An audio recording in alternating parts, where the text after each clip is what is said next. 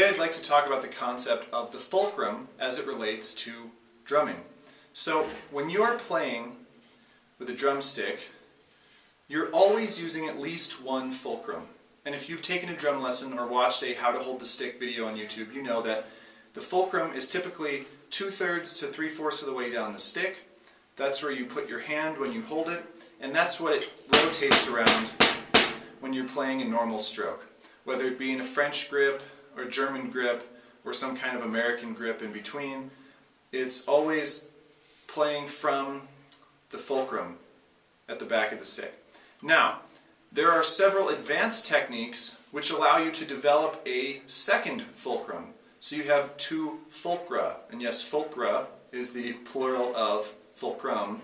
You could also say fulcrums. In order to have a second fulcrum, it actually comes in for the front of the stick. So it's out here. In the freehand roll, or the gravity roll, the fulcrum actually exists. It's the rim of the snare drum. And it's pretty obvious. You use the rim to force a second fulcrum forward of your normal fulcrum. So it's rotating around both points at the same time. And it gets you a free extra second note at the end of your stroke. Now, you can do this without the rim though. In the moeller technique or in the push-pull technique, you also create an imaginary secondary fulcrum ahead of your normal fulcrum, and this is what creates the second stroke. So if you're having trouble with these advanced techniques, you have to understand that you not only need to be pivoting around the first fulcrum that you always had, but around a second fulcrum somewhere around the halfway point in the stick. And it's this rotation around two fulcra at the same time that allows you to get a second or third or however many extra notes at the end of these advanced double, triple stroke techniques.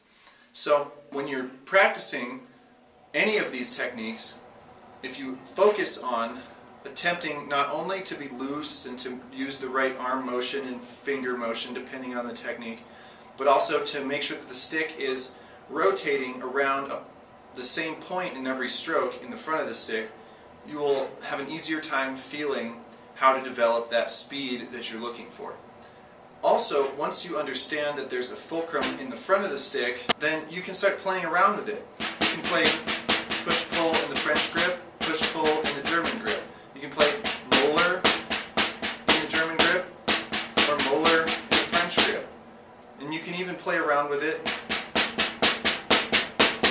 in the traditional left-handed grip. The fulcrum still stays out here as well as being back here, and you can get extra strokes and play lots of cool licks that way. You can make up your own variations, whatever you want to do, as long as you understand the physics of it. I hope that this helps you grasp the concept of upper level strokes.